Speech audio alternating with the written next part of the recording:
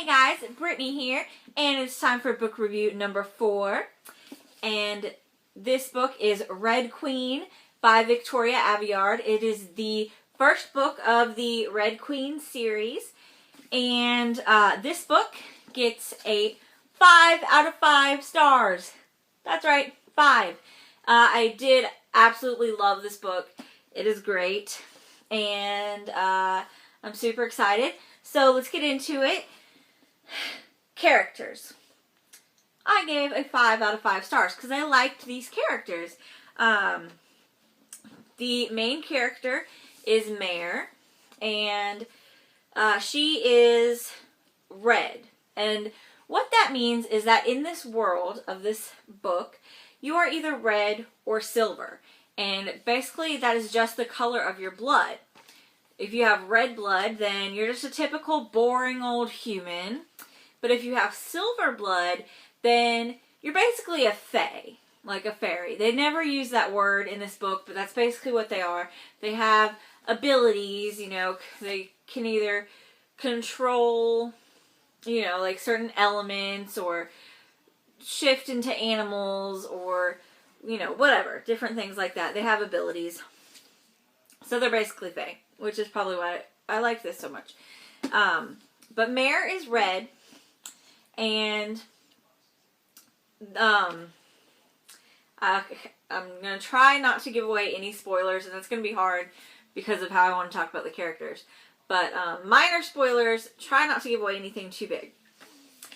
So Mare is your typical red until one day she finds herself at the palace with the Silvers, because the Silvers are in charge. They are the, you know, kings and queens and everything, and the Reds are like the lowly servant humans, and they work the farms and stuff like that.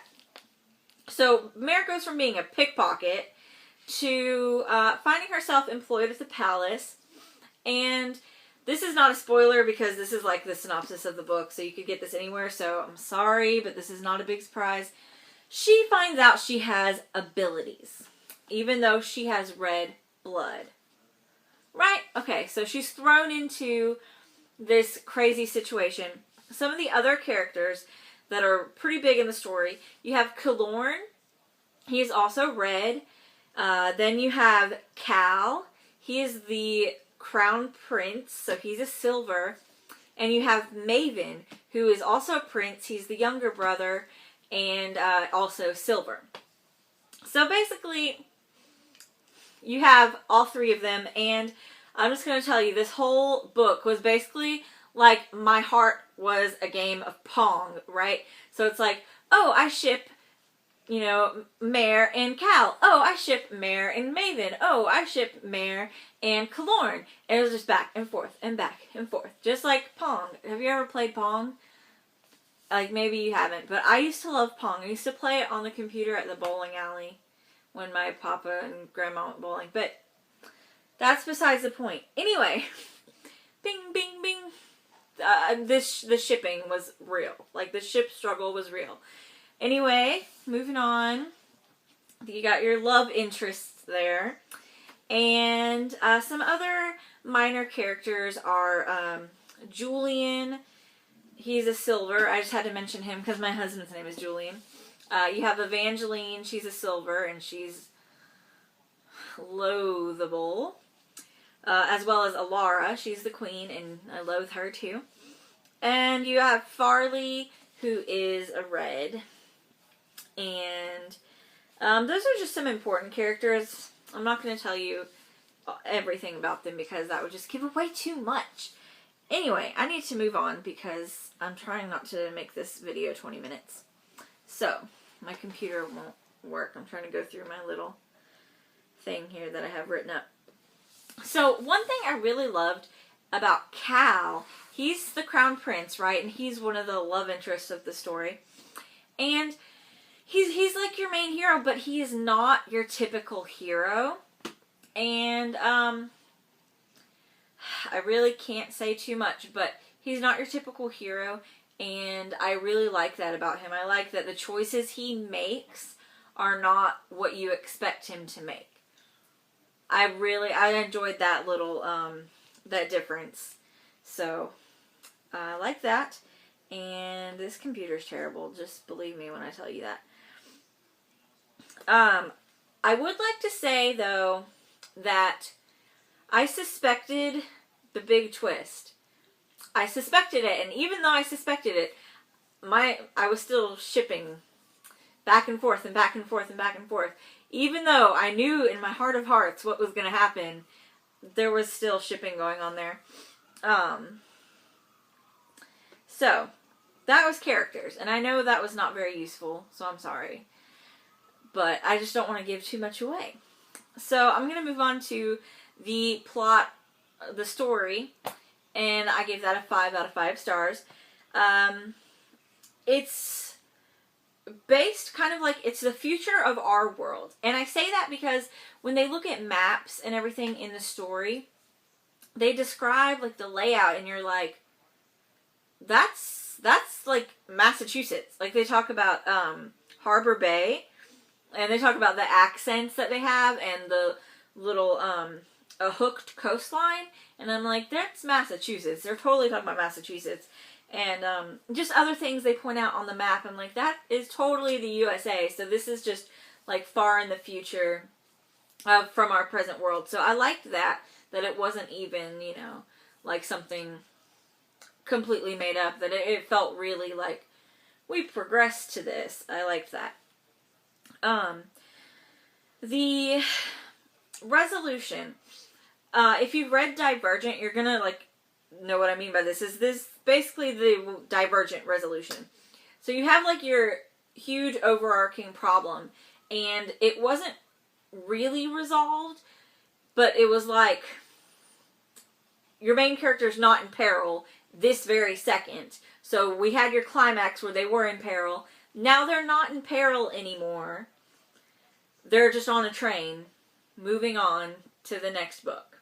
That's literally like what happened in Divergent, and that's what's happening here. Sorry if that ruins the ending for you. But overarching, huge problem, not resolved. Climactic point, resolved in that your heroine is still alive, and there's enough left open for the next book. So I liked it, and unlike other books I've read in the past, even though it wasn't fully resolved, it was resolved enough to be able to move on. So I did enjoy that, and I didn't have a problem there. Then we come to the writing style. And the writing style, I gave a 4 out of 5 stars, and it's for one simple reason. And this is something that might not bother you, and honestly, it probably shouldn't bother me, but it did. Your silvers, as I said, have different abilities. And I could sit here and list for you the different types of silvers that there are, and you could easily guess what their ability is, even if you haven't read the book. For example, you have greenies, who can control trees and make things grow. You have burners, who can control fire. A strong arm is just a really strong person. They're not very original names. You know, you have your Telki, who is telekinetic. They're just not very original, and I would have liked some names that weren't quite so obvious, you know, and that, it bothered me very early on, and I thought, maybe that's just the nicknames the Reds give them because they don't know any better, but then once you get to the Silvers, that's what they call them as well, and I'm like, oh, that's lame. I prefer a little bit more originality, and it shouldn't bother me as much as it did, but as much Fae lore as I read, it really did bother me. Excuse me, because I felt like there could have been some more original names for the characters with abilities. So that just got a 4 out of 5. But it did not bother me too much because I still gave the overall book a 5 out of 5 stars, like I said. And do I recommend this book? Yes, absolutely. You should check it out. And like I said, the second one comes out soon. So if you're worried about starting it and then not being able to get to the next book, yeah, you can totally go ahead and pick this one up because the second one will be out soon. I think there are going to be like at least 4 on Goodreads. They've got like 4 listed out, so I don't know how many there will be, but there will be several. And am I going to continue the series? Duh. Yeah, I'm thinking of go ahead and pre-ordering the book now so that I'll have it on the 9th when it comes out, because I'm excited to get to the next chapter. So, hopefully you understood what I was trying to say in this book review. I understand if you didn't. It was a little all over the place. I'm sorry if it felt rushed. I know it did feel rushed. But I also don't want to give away too much because a lot happened in this book, and I want you to be able to enjoy reading it and enjoy it as it happens, because I want you to feel the full range of emotions like surprise and anger and frustration. So I don't want to ruin any of those for you.